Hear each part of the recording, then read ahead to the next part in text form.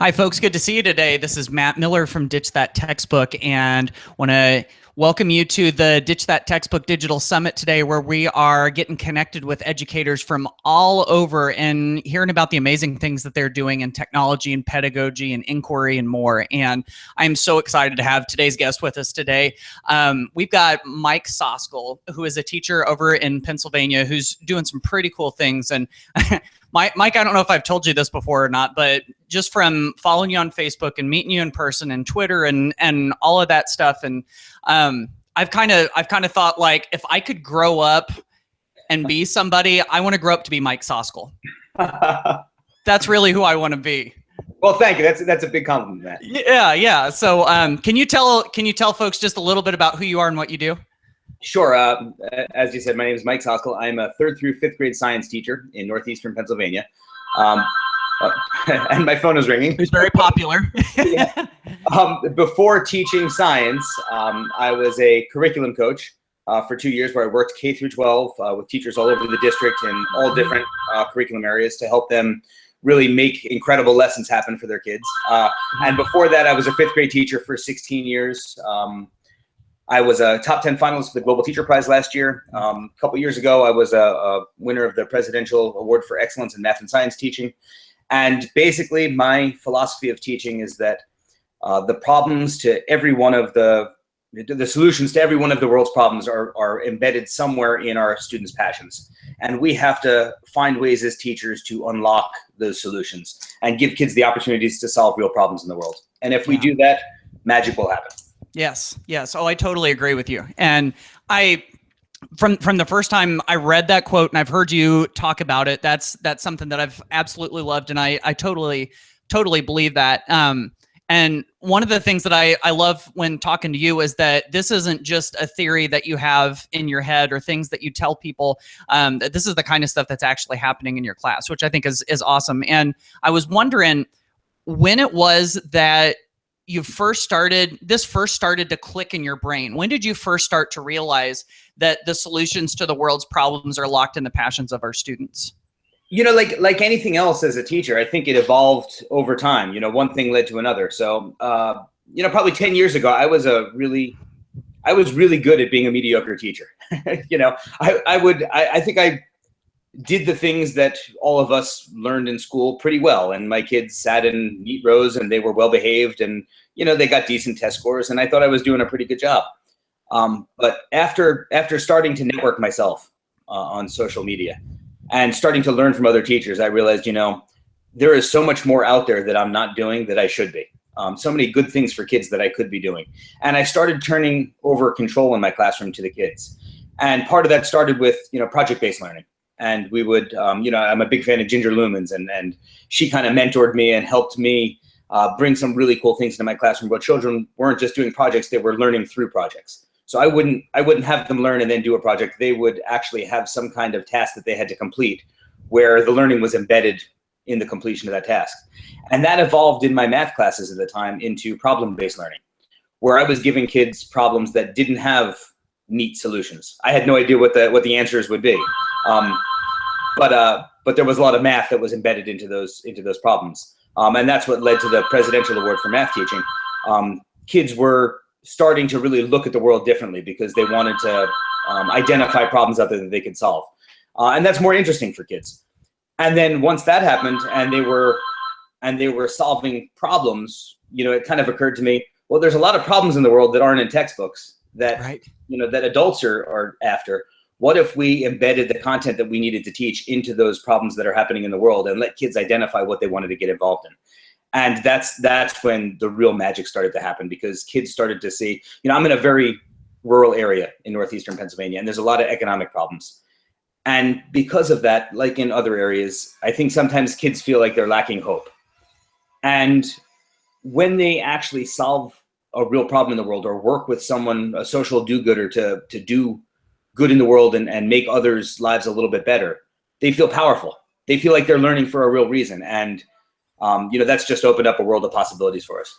Yeah. And that's one of those things that it's like, if you can empower kids to feel like they have the ability to make a difference and to make real change, that's something that isn't dependent upon economic status or social status or anything like that. You don't have to have the right income to be able to make a difference in other people's lives. And I mean, that's, as someone who's taught at smaller rural schools that were not as economically fortunate as others, I know that's something that has really resonated with my kids too.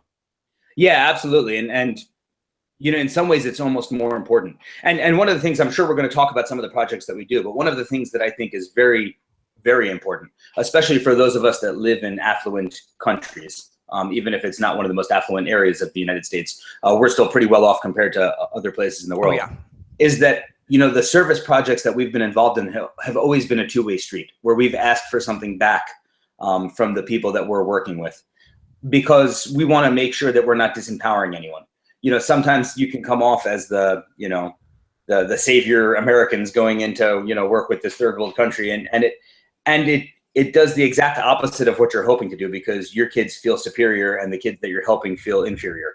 And so you really need to be careful when you start getting into service projects that everybody is empowered. And that's something we can talk about as we talk about some of the projects that have happened with my students. Yes, absolutely. We should definitely do that. Now, before we jump into those service projects, which is the big thing that I'm really excited that we get to talk about here, I wanted to sort of start scratching the surface a little bit, because I know that Skype has a big part in all of this. And I know you're a Skype master teacher, one of a few dozen of them in the entire world, and that you've Skyped with, dozens and dozens of countries, with the International Space Station. Just all sorts of really cool experiences. And I wondered why that's, just in general, why that's, before we get into the service projects here, why that's something that's important to you, and maybe just a couple of the cool things that you guys have gotten to do with that. Yeah, well, and I think those tie in real close together. Obviously, Yes. Because in order to really work with others around the world, you need some way of communicating. And all of the things that we're going to talk about are stuff that, maybe 15 years ago or 10 years ago wouldn't be possible, because the technology didn't allow us to connect in real time, face to face, with anyone in the world. But we can do that now. And businesses and other institutions outside of school are doing that on a regular basis and making the world small. And so our schools need to reflect that. And when a Skype call is free and simple to do, my 94-year-old grandmother Skypes in with my children, her great grandchildren, on a regular basis. If she can figure it out, all of us as teachers can figure it out also. She's not the most tech savvy person, but it's important to her because she wants to communicate. If it's important for us as teachers to give those experiences to our kids, we can figure it out too. And so what I believe in is giving kids the most amazing educational experiences that we can.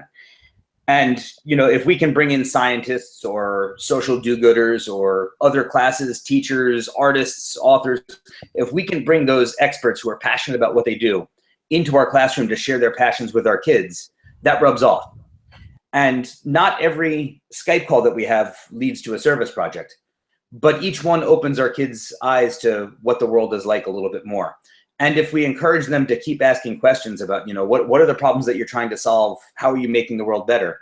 Eventually they start seeing that they have power too, and that they can get involved in those things. And, in our school, a culture is developed through all of that, where kids start looking, through Skype calls or through different problems that they find out about in the world, and saying, how can we help? How can we get involved?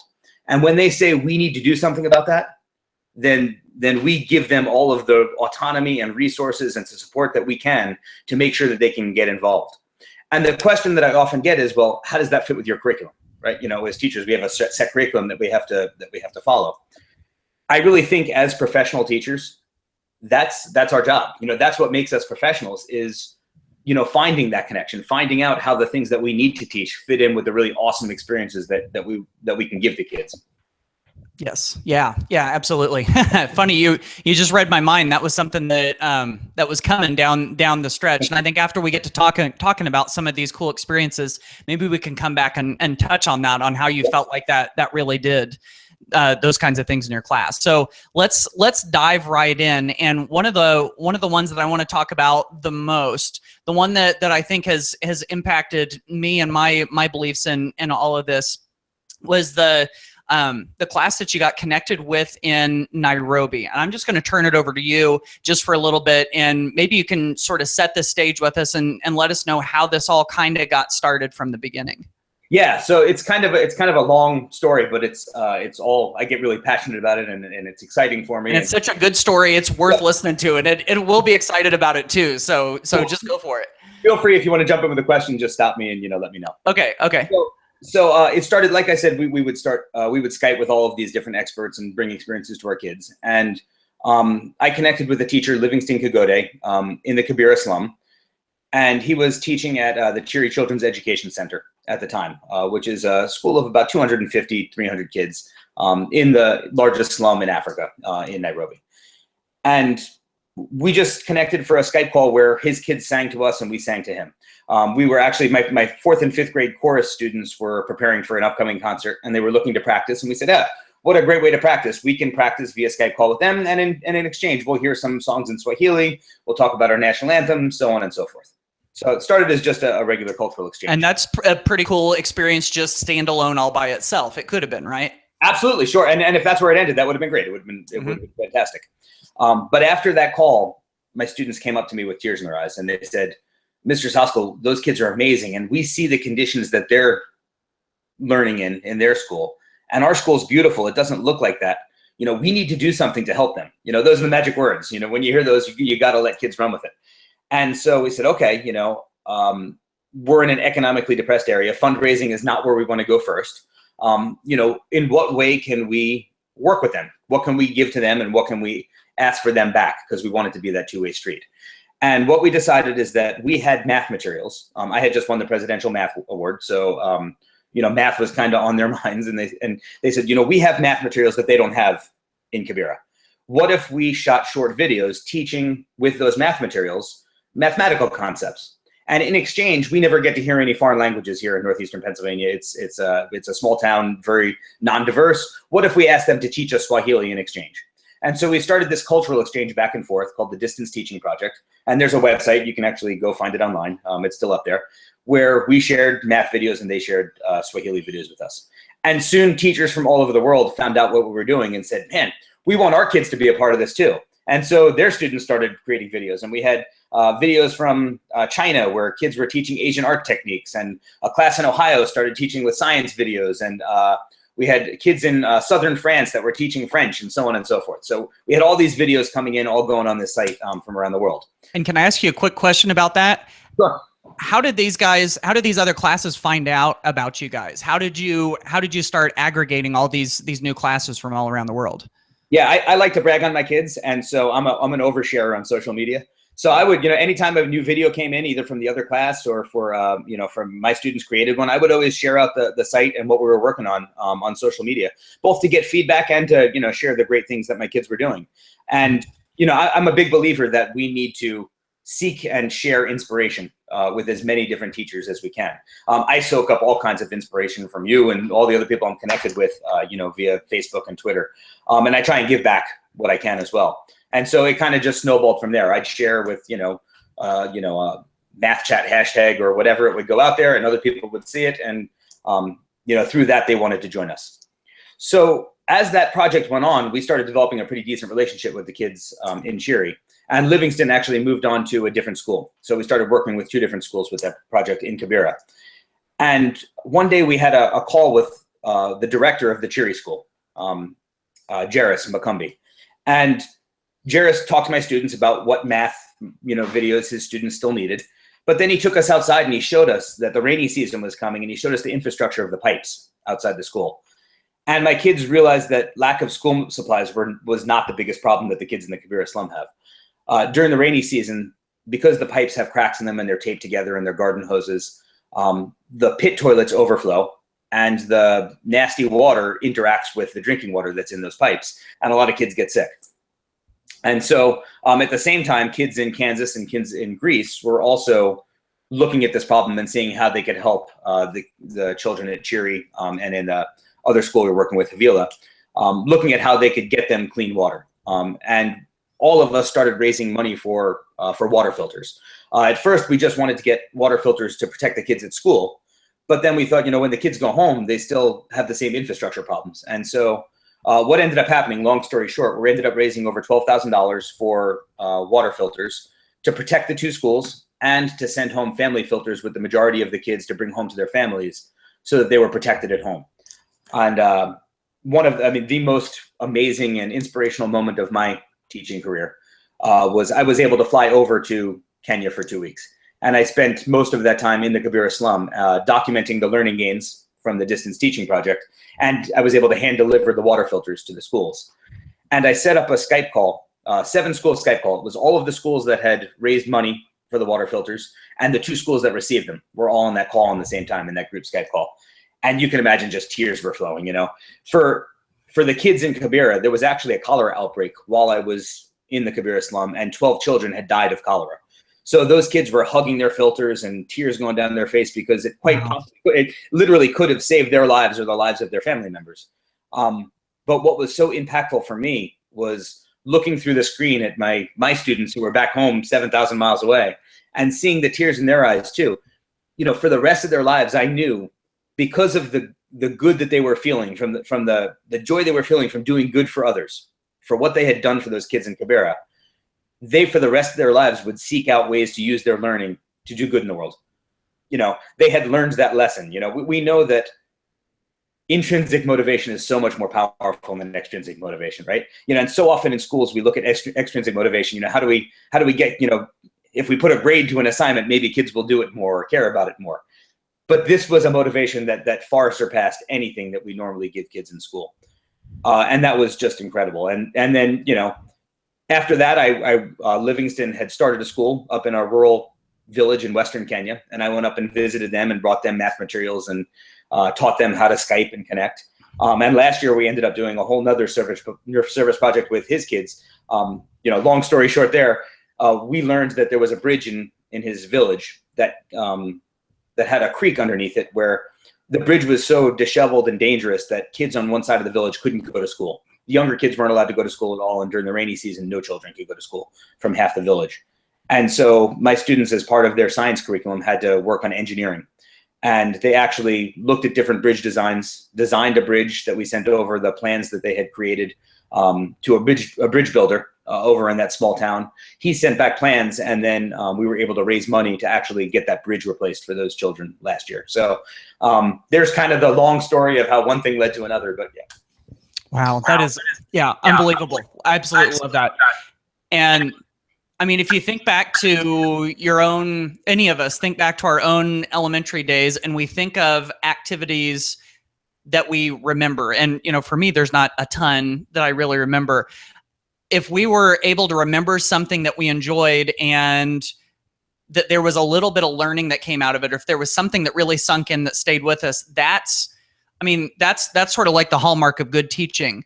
But to be able to look back at something that has impacted your heart and the way that you view the world and the way that you want to interact in it, you know, being able to, and you're exactly right. Those kids have to go forward in their lives wanting to see big lasting change in other people's lives. And that's, I mean, that, like you said, going to Kenya and being able to deliver those water filters was the big part of your career as an educator. But it also has to be just every time you think back about the impact that's going to have on those kids. Absolutely. And, you know, I mean, certainly the immediate impact that it had on the kids in Kenya, but, you know, from a teacher point of view, and looking at my own philosophy of teaching and what I believe should be happening in schools, you know, seeing the change that it caused internally in the students that had taken part in that was something that will never leave me. I mean, that has shaped me as a person and as a teacher in ways that are indescribable. And, you know, what's happened since then is every time we have a Skype call, it's become a culture in our school where kids, I mean, we could be Skyping about, you know, penguins in South Africa with the Seabird Hospital. And we learned that, you know, my students last year learned that there was pollution, plastic pollution in the oceans because straws and water bottles ended up in the ocean. And immediately, because they had that culture of, you know, we need to do something to make the world better, and we want to feel that good again, they immediately stopped using straws in the cafeteria and decided to start collecting water bottles to reuse them so they wouldn't end up in the ocean or even be recycled because of the pollution that causes in plants. Like, how can we make bird feeders out of these? Or, you know, and that was totally not, you know, none of these projects were something that I pushed on kids. You know, we give them lots of experiences, and sometimes they say, oh, that's terrible, and we move on. But when you hear those magic words, we need to do something about that, then you let the kids run. You give them all the support and autonomy that you can to make sure that that happens, and you embed the learning into it. And that's where the incredible stuff happens. Yes, absolutely. Now, I know you're awfully fortunate that this all happened with you where you are, because doing these kinds of experiences can only happen in Wallenpaupack, Pennsylvania, right? No, I mean, the beauty is, with all of the, I've been blessed to be able to speak about these things at, the UN Social Good Summit and in Dubai as a Global Teacher Prize finalist. But what I'm doing, I'm not exceptional. I mean, I'm not using any tools that are magic. I mean, everybody has access to Skype. Everybody has access to Facebook and Twitter to make their connections. We use the Skype in the Classroom website that Microsoft has out there that has all of these different virtual field trips and people that you can connect with. All of that is free. We're teachers. Free is our favorite price, right? I mean, that's, so 99% of the tools that we use are all free tools that are available to everybody.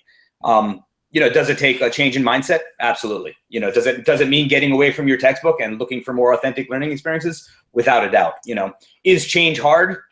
Sure. I mean, it's outside of our comfort zone, but that's where we grow, and that's where we can model that for kids. When we get out of our comfort zone in order to make great things happen for kids, they see that and they understand they need to get out of their comfort zone to make great things happen too. So, yeah, I mean, this can literally happen anywhere. As a matter of fact, one of my favorite stories, favorite global learning stories, is when I visited that small rural town in Western Kenya that I told you about, where the bridge was.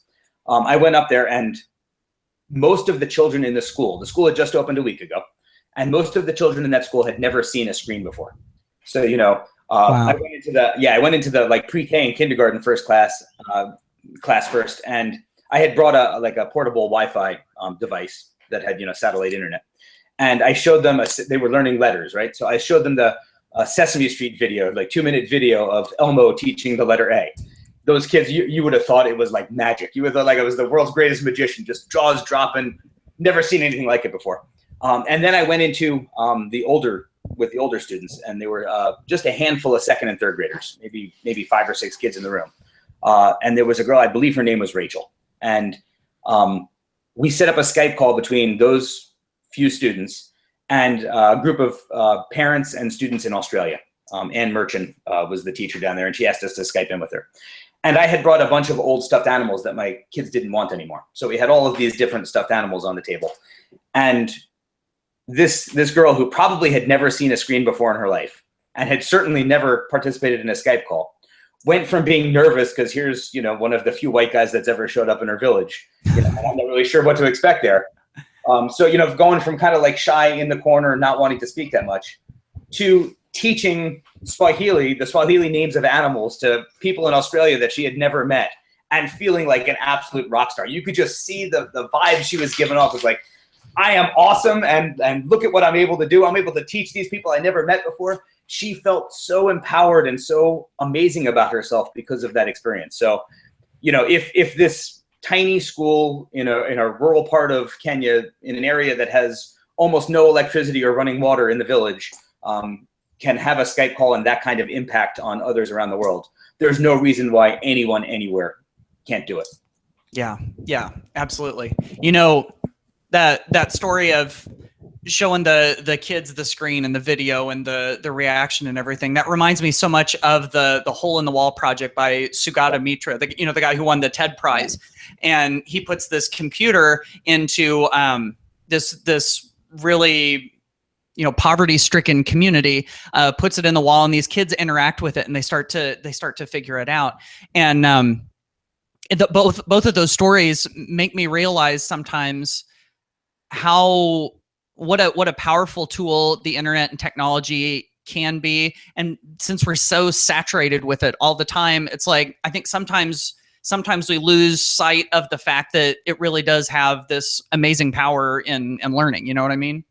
Yeah. And I mean, the SAMR model is all over the place, and everyone talks about SAMR and how we have to, move beyond replacement and all that.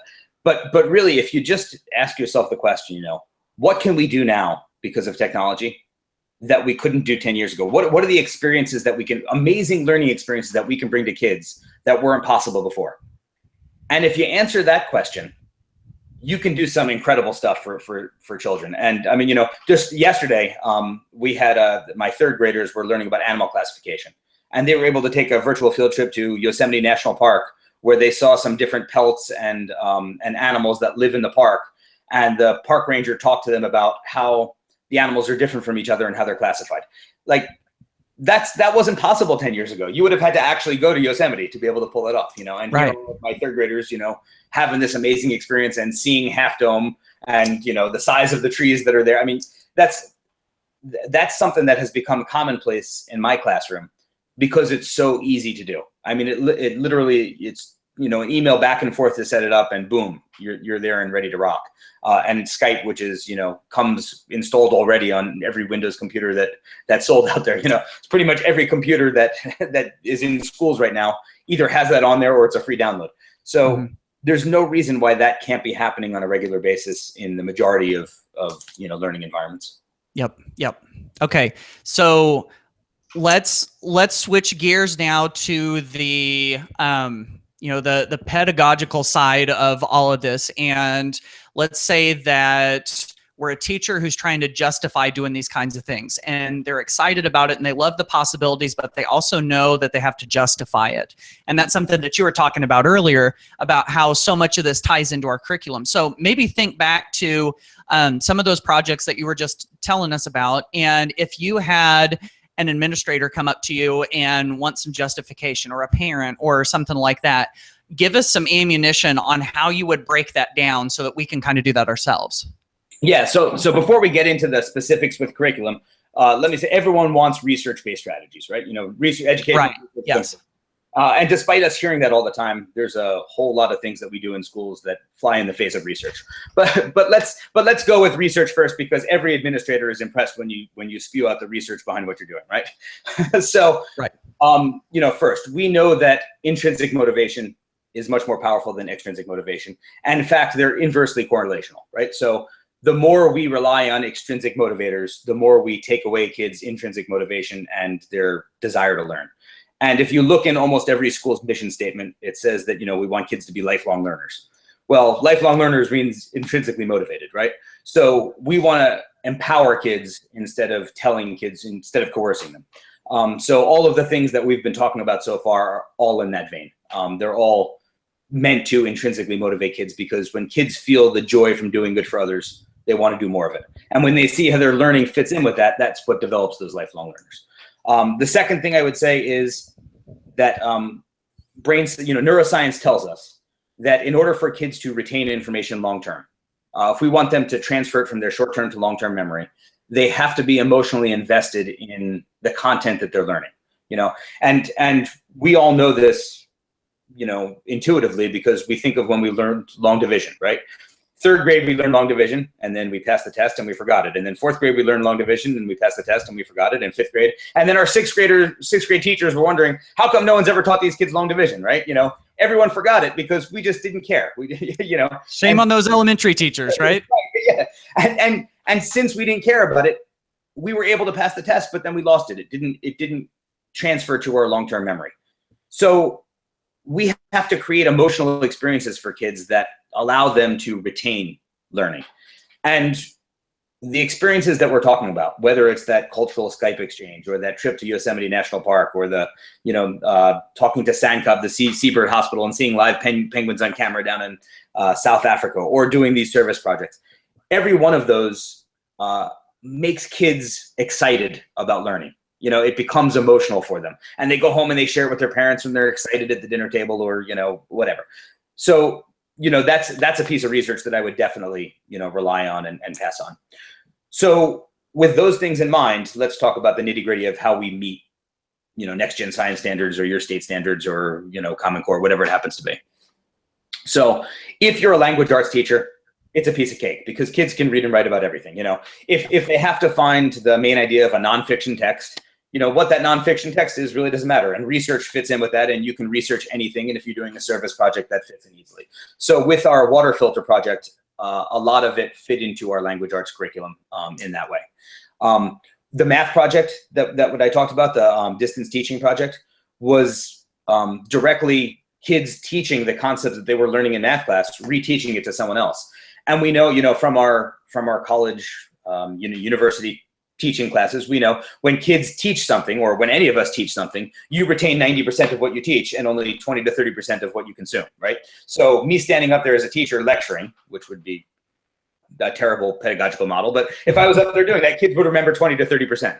But if I teach them in some way and then have them reteach it to others, through the distance teaching project, now in order for them to be able to do that, they've got to retain 90% of it. So again, research driven. And I would say not even for a service project, but that ties. I've done that for years where, the new math that I was teaching, right? Even before Common Core, I'm a big believer in teaching math conceptually. And a lot of parents would say, I just don't understand this and I can't help my son or daughter at home. And my response was always, give me 48 hours and we'll put up a video of me teaching it and then a couple students teaching it as well onto a website. And because the kids were teaching it, the kids learned more. And then the parents understood it because they were able to kind of come into our classroom in a way because they saw those videos. So having kids reteach is always a good, good pedagogical model, whether it's tied into global learning or not. And then I think, we have to be creative as teachers to find how our standards have real world applications. And once you do that, it's easy to tie into real world problems because everything that we teach should have some application outside of our classrooms. Even higher level math that is more abstract is being used somewhere. So if you connect with the people that are really using it and you find out the problems in the world that they're solving with that knowledge, you can have your children join them and participate with them and collaborate with them to solve those problems. So, it just takes a bit of creativity and thinking about the application of the standards that we're teaching in class to take the next jump and say, okay, how can we now look at some problems in the world that students can get involved in? Mm-hmm. Yeah. And even the creativity side of that you just mentioned at the end, sometimes teachers will say, well, I'm not one of those creative types. And that's just not who I am. And, I've heard it said, and I totally believe in it, that creativity is a muscle. And it's something that if you continually work at it and you continually try to, stretch yourself and come up with new ideas for your students, that you continually get better and better at it. It's like a skill. It's like anything else. So the feeling like you're deficient in the creativity department doesn't exclude you from being able to do cool stuff like this. Yeah, I agree. And, we also have to understand that creativity doesn't necessarily mean artisticness. And I think that artistic ability is also something that is, that like a muscle that you have to develop over time. But, creativity is really taking things that you look at one way and finding another way to look at them, whether it's artistic or not. And, I'd be the first to say I'm not an artsy craftsy teacher. Bulletin boards are not my thing. I'm terrible at that. Yeah, me neither. Yeah, I have a student teacher now, and I just delegated to her the job of developing the bulletin board because that's just not something that I have an interest in or a passion for. But when it comes to creatively bringing experiences to my students, that's something that I'm totally passionate about. And the more you do it, the better you get, as you said. Yeah, so I think it's important for teachers to try and look at things differently. And the other thing that I would say is, that's a skill that is vital for our students to be successful, in life. The most important quality that we can give them in school is the ability to empathize. And we know that research going back to the 60s shows that that's the one character trait that best correlates with success. Whether you define success as financial success or as the ability to be happy in life, both of them, empathy is the one skill that correlates best. Yet we spend almost no time teaching it in school. And all of the things that we're talking about are giving kids the opportunity to practice empathizing. So yeah, for all of those reasons, I think it's something that we need to look at. Yeah. Okay. So let's talk to the teachers that have just heard about this or been thinking about it some, and they're going, man, this sounds really cool, but I don't even know where to get started. I want my kids to have this kind of experience, but I need some concrete advice on what my first steps are to make this happen. Do you have any advice for them? Do you have any encouragement for them? Yeah. So there's a couple of simple ways to start. The first is building your professional network, because when you know more teachers, you have more opportunity. So that's something that's a whole nother a whole nother topic of a session that we could talk about. But yeah, definitely look at building your professional network. And when it comes to global learning, the easiest thing that you can do is something called a mystery Skype. So you set up a Skype call with another teacher. Your students don't know where theirs are, and theirs don't know where yours are. And we've all played 20 questions on long car rides with our parents when we were growing up. It's just like 20 questions. My students will ask a yes or no question to your class to try and figure out where they are. Your class will ask a yes or no question to mine. And we'll go back and forth until we can guess the other's location. If geography is not something that fits into your curriculum, you can adapt this in many different ways. So now as a science teacher, we don't really play mystery Skype that way anymore. We play mystery animal Skype. So your class would choose an animal, my class would choose an animal, and we go back and forth. And actually, that's how I introduced classification to my students. I set up the first day of me being a science teacher last year. I set up a mystery animal Skype for my 4th graders, and they got destroyed. I set it up with an older class. They just got demolished, which was my intention, by the way, because I'm maniacal like that. So afterwards, they came up to me and they asked. They told me exactly what I hoped they would say. They said, "Mr. Soskil, man, we got destroyed. We need some way of grouping animals that makes sense, because we were just asking questions in the dark and we weren't getting anywhere." I said, "Oh, so you want to be able to classify animals?" They said, "Yeah." I said, "Great. Okay, let's talk about animal classification." So I had them asking me for the thing that I needed to teach them in the first place. And the heavens opened and the lights came down and the choirs of angels sang, right? Right. There you go. It all happened. And now, now actually last week, that same class who I now have as 5th graders, we just Skyped in with a group of pre-service teachers, science majors, and we played against them. And the animal that the university students chose was a narwhal, and our animal was a sea anemone. And we actually beat them by like 1 or 2 questions. So my kids will go, yeah. So they've learned. They've definitely gotten there because they had that emotional connection and the desire to want to learn. So setting up a mystery Skype is the easiest thing to do. And we could go on and on about how to do that. But if you go to mysteryskype1note.com, all one word, I've collaborated with a couple of other Skype master teachers on a soup to nuts OneNote notebook that has everything you need to get started. It's got the jobs that your students have, the ways that you find connections, how to play. It's all in that notebook. Different variations that you can play in different subject areas. So the mystery Skype is really the gateway drug to global collaboration. One that gets you started a little bit. The next step would really be the virtual field trips. And there's a couple of ways to go about doing that. The first would be education.microsoft.com. Go to the Skype in the Classroom website, and you can search virtual field trips and sign up right on their calendar. So if you see Yosemite National Park and that's a lesson that you want to take part in, you just go to the calendar, click on the date, say when you're available, and then you email back and forth with the facilitator, and you set up a time that's good for you. And they call you, and there you are. You're off and running, and your kids are going to Yosemite or wherever the virtual field trip happens to be.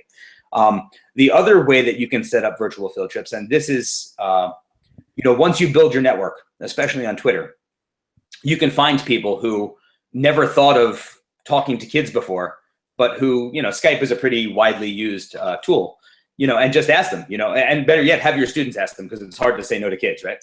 So have your students ask and say, we're learning about animal classification, and we see that you're a zoologist. Would you talk to us for 20 minutes and answer a couple of questions? And if kids ask, 9 times out of 10, you're going to get a positive response. Or the person might say something like, I've never Skyped before, but I'd love to talk to you. Like, would you walk me through it? And so your kids become the teachers then, or you work with that person and do a practice call, and then you go through it. The other thing, Diane Smokorowski, who I'm a big fan of her, she was the 2013 Kansas State Teacher of the Year. She taught me a really cool trick. And if you go to Google, you can search specific sites in Google, site : and then put in the site that you're looking for, no spaces. So if you do that with Twitter, site : twitter.com, and then you put a space and you put in the job description of what you're looking for, you can find profiles of people that have that job description listed in their profile. So if you're looking for a zoologist, you put site : twitter.com space zoologist, and it will give you a bunch of profiles of zoologists. That will allow you to find the person that you're looking for. And through that, we've been able to find authors and video game designers and pretty much anything that our students or looking for that they wanted to work with. We've been able to find through that trick. So virtual field trips would really be the second step. And then once you do those two steps, just let the creativity take over. Figure out, what are some cool things now that we had that virtual field trip? What can we do with it? What problem is that scientist working on, or that what is that? How does that author write books, and how can we get involved in that? And you go from there. Just kind of build your lessons off that.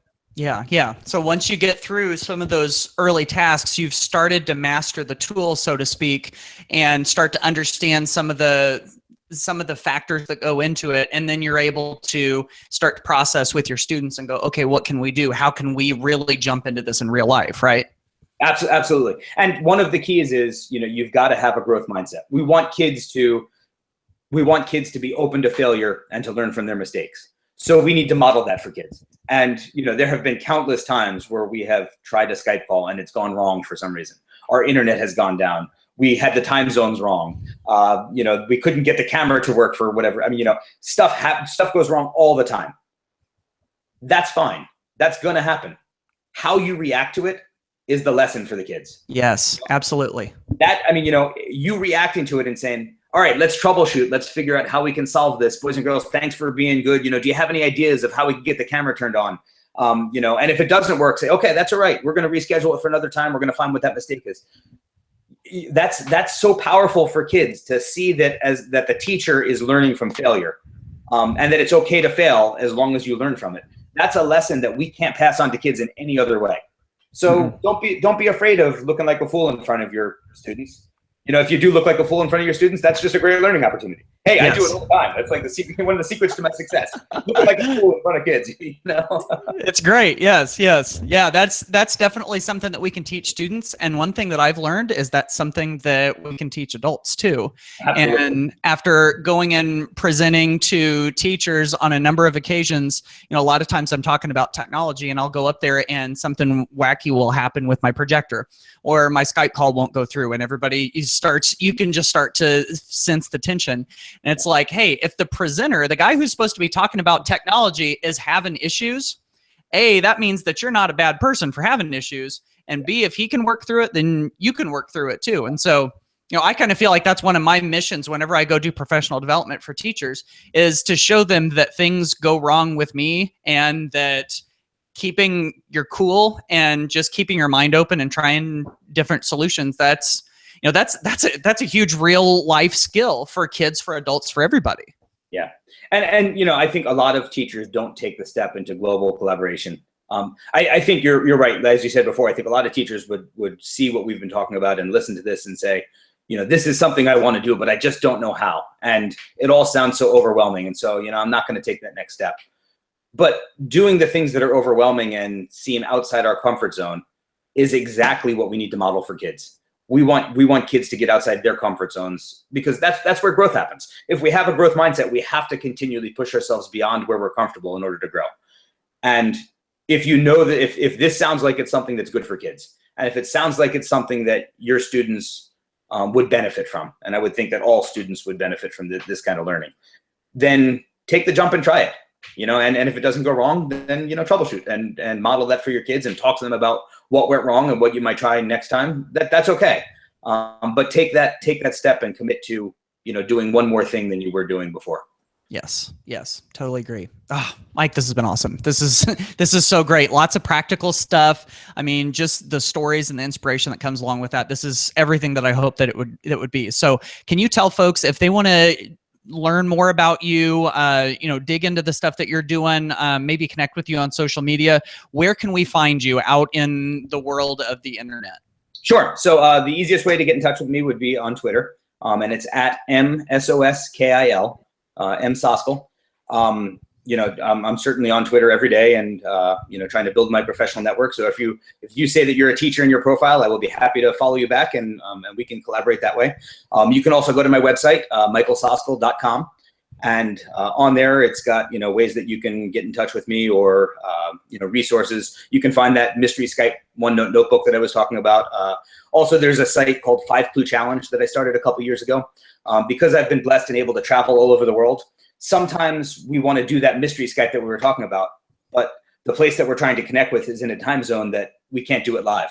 And so we tried to find a way around that. Or if your technology goes bad and the other person can't make that call, what do you fall back on? You want to still give your kids that learning experience. And so what I started doing is shooting videos all over the world in the places that I've traveled, where I give 5 clues where kids can guess my location. And then, after that, it developed into, okay, well, 5 clues to guess the animal I'm standing next to, or the person that this building is named after, or whatever. And then we turned it over. Yeah. And then we turned it over to other people, and we said, all right, we want your students and your teachers to create these videos in the places that you are. And so we've got almost 100 videos now. Some of them are from me. Others are from students and teachers around the world that have submitted. And you can go, and that's an easy way that you don't even have to worry about doing anything other than playing a YouTube video. And it's a great way to teach your kids how to research, where, after each question, they've got to stop and take a guess, and they've got to research different places that they think it might be, and work on their researching skills. So that resource is on my website, along with a whole bunch of other stuff. So, Twitter and my website are probably the 2 best places to get in touch with me. Excellent. Mike, this has been awesome. Thank you. Thank you. Thank you so much for joining us and for sharing all of this stuff. Anytime. It's great talking to you, Matt. Thanks.